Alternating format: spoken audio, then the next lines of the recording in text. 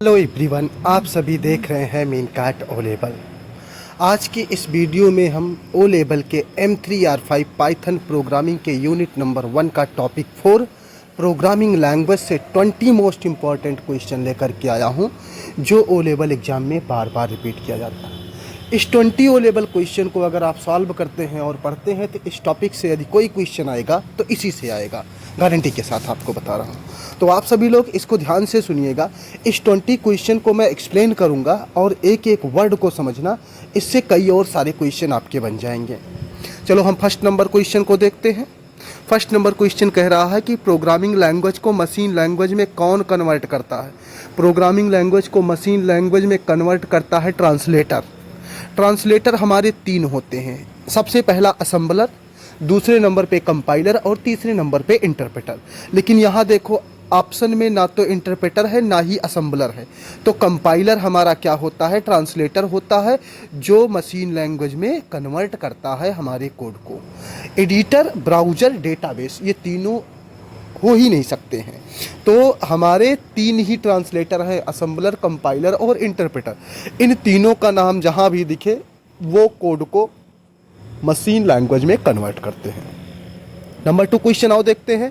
Python किस type का language है। Python high level programming language है, बिकॉज क्योंकि 1978 और उसके बाद जितने भी प्रोग्रामिंग लैंग्वेज आए हैं, C++, Java basic, Java core, Java advance, .NET, हमारा पाइथन प्रोग्रामिंग, ये सब के सब हमारे high level programming language with OOPs concept के साथ है। ऑब्जेक्ट ओरिएंटेड प्रोग्रामिंग लैंग्वेज भी कहलाते हैं।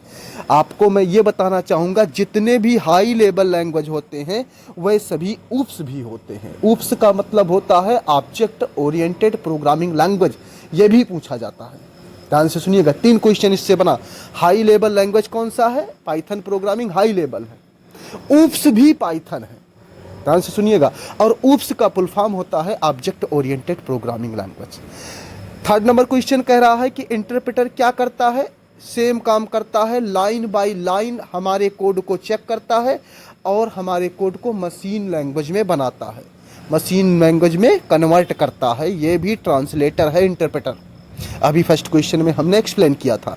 फोर्थ नंबर क्वेश्चन कह रहा है कि कंपाइलर का आउटपुट क्या होता है। कंपाइलर का आउटपुट मशीन कोड होता है, जिसका दूसरा नाम ऑब्जेक्ट कोड है और इसी का तीसरा नाम बाइट कोड भी होता है। ध्यान से सुनिएगा, मशीन लैंग्वेज का नाम ऑब्जेक्ट कोड होता है और बाइट कोड भी होता है। तो कंपाइलर का आउटपुट हमेशा क्या होता है, ऑब्जेक्ट कोड होता है।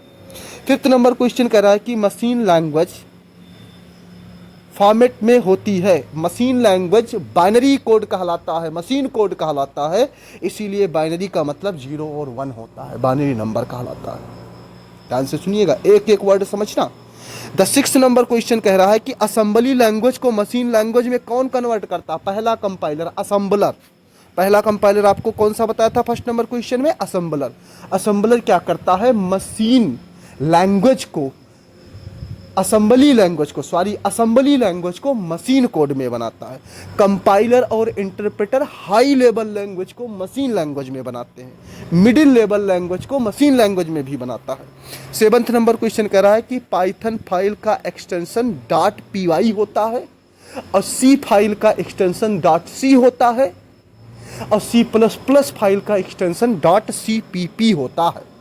ध्यान से सुनिएगा, तीनों नोटेड पॉइंट है, नोट करके रखना। 8th नंबर क्वेश्चन कह रहा है कि पाइथन को किसने डेवलप किया है। पाइथन को गिल्डो वैन रोसम ने डेवलप किया है, सी को मार्टिन डेनिस रिची ने बनाया है, C++ को बजार्ने स्ट्रफ ने बनाया है और जावा को जेम्स गोसलिंग ने बनाया है। जावा को किसने बनाया है, जेम्स गोसलिंग ने बनाया है। सब का नाम आप रट लीजिए, याद करके रखिएगा। 9th नंबर क्वेश्चन कह रहा है, आओ देखते हैं, पाइथन किस ईयर में रिलीज हुआ था। 1991 में रिलीज हुआ था। जावा भी इसी ईयर में आया था। सी प्रोग्रामिंग 1972 में आया था। C++ प्रोग्रामिंग 1978 में आया था। ध्यान से सुनिएगा, सबका लिख लेना। पाइथन और जावा 1991 में, सी 1972 में, C++ 1978 में आया हुआ प्रोग्रामिंग लैंग्वेज है। सभी के डेवलपर का नाम हम प्रीवियस क्वेश्चन में बता चुके हैं। The 10th number question, Python एक लैंग्वेज है, पाइथन इंटरप्रेटर बेस है, C++ जावा कंपाइलर बेस है, जावा स्क्रिप्ट इंटरप्रेटर बेस है। ध्यान से सुनिएगा, C++ जावा कंपाइलर पर बेस है, पाइथन प्रोग्रामिंग और जावा स्क्रिप्ट इंटरप्रेटर बेस होते हैं। 11th नंबर क्वेश्चन करा, सोर्स प्रोग्राम क्या होता है? प्रोग्रामर द्वारा लिखने वाला कोड सोर्स प्रोग्राम या सोर्स कोड के नाम से जाना जाता है। प्रोग्रामर जिस लैंग्वेज का यूज करके अपने कोड को लिखता है उसे सोर्स कोड या सोर्स प्रोग्राम के नाम से जानते हैं। 12 नंबर क्वेश्चन कह रहा है कि ऑब्जेक्ट प्रोग्राम किस लैंग्वेज में होता है? ऑब्जेक्ट प्रोग्राम मशीन लेवल में होता है। ऑब्जेक्ट प्रोग्राम मशीन लेवल में होता है और ऑब्जेक्ट ओरिएंटेड हाई लेवल में होता है। ऑब्जेक्ट प्रोग्राम मशीन लेवल में, ऑब्जेक्ट ओरिएंटेड हाई लेवल में और ऑब्जेक्ट बेस जावा स्क्रिप्ट होता है। ऑब्जेक्ट बेस कौन है? ऑब्जेक्ट बेस हमारा जावा स्क्रिप्ट है। 13th नंबर क्वेश्चन कह रहा है कि हाई लेवल लैंग्वेज का सबसे बड़ा एडवांटेज क्या है? ह्यूमन रीडेबल है, आदमी आसानी से इसे रीड और राइट कर सकता है। 14 नंबर क्वेश्चन कह रहा है कि पाइथन किस कैटेगरी की प्रोग्रामिंग लैंग्वेज है? पाइथन मल्टी पैराडिज्म है और ऑब्जेक्ट ओरिएंटेड भी है। ऑब्जेक्ट ओरिएंटेड के साथ साथ क्या है? मल्टी पैराडिज्म है, बिकॉज पाइथन ऑब्जेक्ट ओरिएंटेड और प्रोसीजरल दोनों को फॉलो करता है, इसीलिए मल्टी पैराडिज्म कहलाता है। 15 नंबर क्वेश्चन कह रहा है कि प्रोग्रामिंग लैंग्वेज का प्राइमरी पर्पज क्या होता है? प्रोग्रामिंग लैंग्वेज का प्राइमरी पर्पज होता है गाना सुनना कभी नहीं, वीडियो देखना कभी नहीं, इंटरनेट चलाना हो ही नहीं सकता, कंप्यूटर को इंस्ट्रक्शन देना होता है, क्योंकि program is a collection of instruction. Program का डेफिनीशन होता है program is a collection of instruction. Collection of program करोगे तो होगा सॉफ्टवेयर।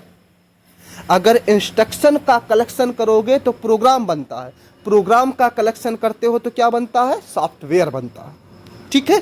16 नंबर क्वेश्चन कह रहा है कि पाइथन में कमेंट किस सिंबल में लिखा जाता है?